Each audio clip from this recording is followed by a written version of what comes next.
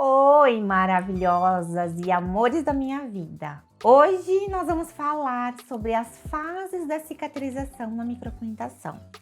Gente, vocês se enganam se vocês acham que a fase de cicatrização é aquela de descamou isso, aquilo outro. Não. Vamos falar da parte teórica de como realmente acontece no nosso organismo. E logicamente a gente vai assimilar a parte teórica de como realmente acontece no organismo e de como a gente e como as clientes verem isso, né, no nosso dia a dia. Mas antes de começar o nosso vídeo, eu vou pedir like, eu vou pedir compartilhamento de vídeo, eu vou pedir para que vocês sigam o meu canal se vocês não seguem ainda e deixem aqui nos comentários o que vocês estão achando dos nossos conteúdos e o que vocês gostariam de estar vendo aqui no nosso canal.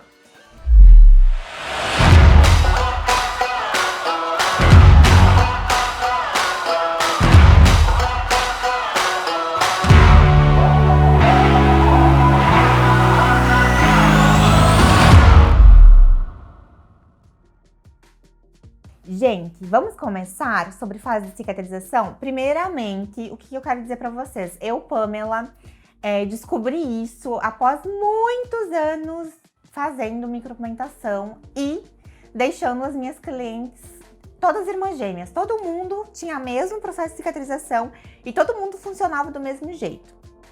Porém, não é assim não, tá, minha gente? Então vamos lá, vamos por partes para vocês entenderem como funciona essa etapa, que é uma das etapas mais importantes para o teu trabalho vir íntegro e não precisar retocar. Por que que eu não retoco as minhas clientes após 30 dias? Porque eu cuido desse período de cicatrização e elas muito mais, tá bom? Então vamos lá. A cicatrização de uma lesão pode variar de pessoa para pessoa e também pode variar de acordo com o fato e o formato dessa lesão. Se essa lesão foi uma lesão mais profunda ou se ela foi uma lesão um pouco mais superficial, então vai variar de acordo com o que realmente foi feito na cliente, ok? Se é um machucado mais profundo ou se é algo mais superficial, então esse período de cicatrização varia, tá? E também tem fatores que influenciam dentro desse período de cicatrização, que são a faixa etária, até a parte emocional da tua cliente influencia sim no período de cicatrização. Doenças crônicas, terapias e tratamentos também vão influenciar esse período de cicatrização, justamente porque existem na micropigmentação tratamentos tópicos após a micropigmentação que indicam que não deve ser molhado a micropigmentação após feito. Isso é totalmente errado. A micropigmentação, para ser a ferida em si, não só no fator micropigmentação, mas uma ferida, uma lesão ali em cima da tua pele que forma uma ferida, para ser cicatrizada com eficácia, a pele ser totalmente regenerada, sem ficar marcações, o ideal é que essa pele esteja umedecida, umidificada, para com que essa ferida cicatrize com mais rapidez e com mais qualidade após aquele período e a etapa toda de cicatrização. O que vai influenciar também é tratamentos tópicos inadequados, como eu comentei agora anteriormente, quando você pede para tua cliente cuidar de uma forma que você achava até hoje que era correta ser cuidado. Não molha, cuida para quando criar casquinha. A micropigmentação não pode criar casquinha. Se criar casquinha, você vai ter que ter retoques nessa sobrancelha muito mais pontuais e muito mais retoques. Se essa casquinha criar, tanto no primeiro período ali nos 30 dias, cai todo o pigmento implantado na pele. Então, o ideal é que essa pele não crie essa crosta, essa casquinha. Aí após o retoque é a mesma coisa, criou casquinha novamente, a cliente volta lá no teu estúdio ou na tua clínica sem nada de pigmento. Aí você tem que reforçar novamente a micro nela por conta disso. Então são vários retoques justamente porque ela não deixou a sobrancelha úmida no período que ela deveria deixar, tá bom? Eu vou deixar aqui para vocês anexados os meus cuidados pós-procedimento, tá? Para vocês seguirem ali para vocês verem qual pomadinha eu indico, como é a higienização da minha cliente, tá bom?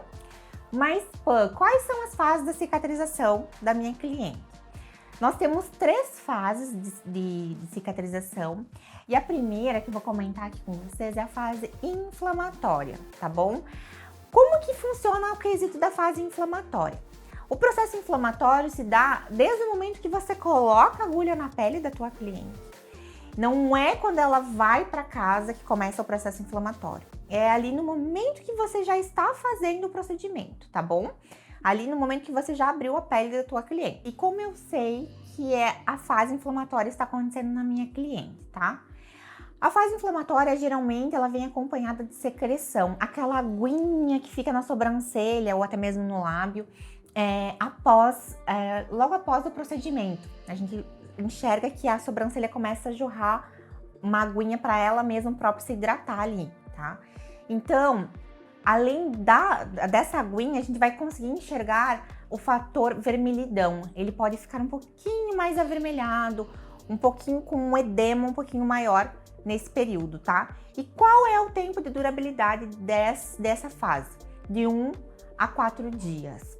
Aí, no momento que a gente terminou de fazer a micropigmentação, a gente vê a sobrancelha da cliente, tá linda, tá super ainda natural. Passou algumas horas depois, ela já começa a ficar mais avermelhadinha, o fio já começa a ficar um pouco mais intenso, justamente por conta dessa fase inflamatória.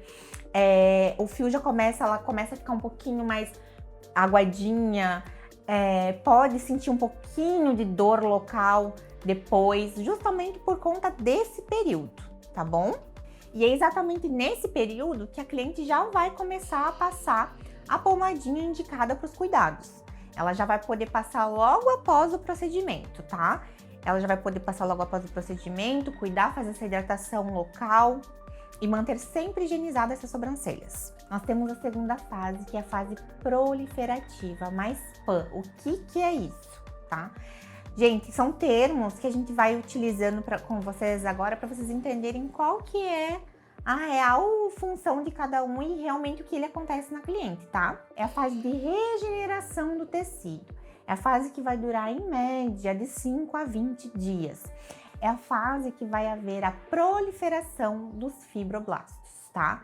Então, nesse período, as células que estão ali, elas se proliferam, resultando em vasta vascularização. Então, assim, ó, a sobrancelha da tua cliente, ela vai estar ali precisando de hidratação nesse momento, que é aquilo que eu falei para vocês lá no início. Não deixar a sobrancelha ressecada, não deixar a sobrancelha sem a hidratação com água. É exatamente nesse período que, se você não hidratar as sobrancelhas corretamente, você vai ter aquele aspecto de sobrancelha ressecada, com aquele fio mais grosseiro, querendo formar aquela crosta. E aí, essa sobrancelha, se não hidratada corretamente, ela acontece o quê?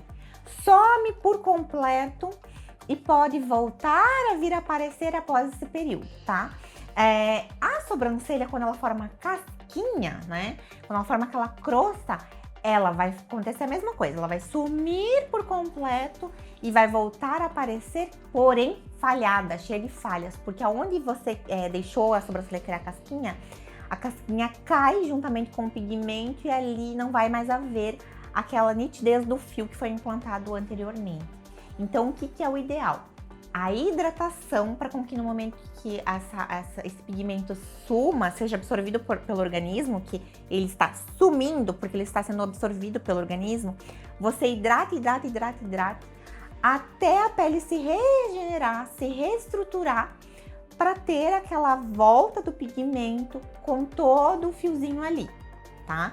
Então é isso que você deve fazer, hidratar tanto via com creminho quanto com água, tanto local quanto bebendo muita água, tá? Aí, passada essa fase de hidratação toda, lá pelo 11º dia ao 20º dia, a sua cor voltará linda e impecável, sem precisar você ficar retocando, repassando fio, todo esse procedimento de volta, criando crosta, tudo de novo, tá bom? Então, o ideal é não criar casquinha. A terceira fase é a fase de reparo. É a última fase e a mais importante. Gente, essa fase pode durar meses, isso mesmo, meses. A fase de reparo, eu sempre falo para vocês o seguinte, as minhas clientes eu não retoco após 30 dias. Deu 30 dias, elas esperam mais entre 40 a 45 dias, 50 dias, para vir até mim com a sobrancelha totalmente finalizada, para sim a gente ver se realmente precisa de retoque. Porque como comentei ali acima, nós já temos um processo de cicatrização diferenciado uma das outras. Umas pessoas cicatrizam de uma forma, outras pessoas cicatrizam mais lentas. Então a gente tem que respeitar isso, tá? Cada indivíduo a gente tem que respeitar. Na fase de reparo, a gente tem muito isso. No laser, principalmente, a fase de reparo do laser, ela é muito maior. Por quê? Porque o laser incide muito profundo, numa camada muito mais profunda. Quando remove o pigmento lá de dentro para fora, a gente precisa esperar além de 30 dias para fazer uma sobrancelha nova na nossa cliente, né? Tem profissionais que fazem a sobrancelha da cliente logo após 30 dias do laser. Não vai adiantar de nada, a tua sobrancelha feita ali vai sumir toda, porque o laser ainda está lá dentro agindo e ainda a sua pele está em processo de regeneração. Nessa fase de reparo, o que acontece com a nossa pele? Ela vai se realinhando, se remodelando, né? A densidade da vascularização vai diminuindo ali no local e ela vai se realinhando, se reagrupando, para com que a cicatriz formada no local fique menos visível possível, né? A gente fala cicatriz por conta para vocês imaginarem mesmo um machucado, né? Algo mais grave. A pele ela passa por um processo muito grande de regeneração. O que acontece? A cicatriz feita no local, a princípio parece que vai ficar até um queloide. Depois de um tempo que ela vai realmente, parece que sendo absorvida pelo organismo, parece que não vai ficar mais nada ali. Justamente por isso, né? Tem uns que têm uma cicatrização um pouco mais lenta, uns um pouco mais acelerada. Justamente por isso que nós devemos respeitar esse período no momento de cicatrizar a sobrancelha e falar para a cliente, olha, após tal período, né, até 45 dias, a gente dá uma olhada na tua sobrancelha e a gente marca um retoque. Porque às vezes o pigmento ele tá lá implantado, não cicatrizou direito ainda, não subiu totalmente para a superfície da pele.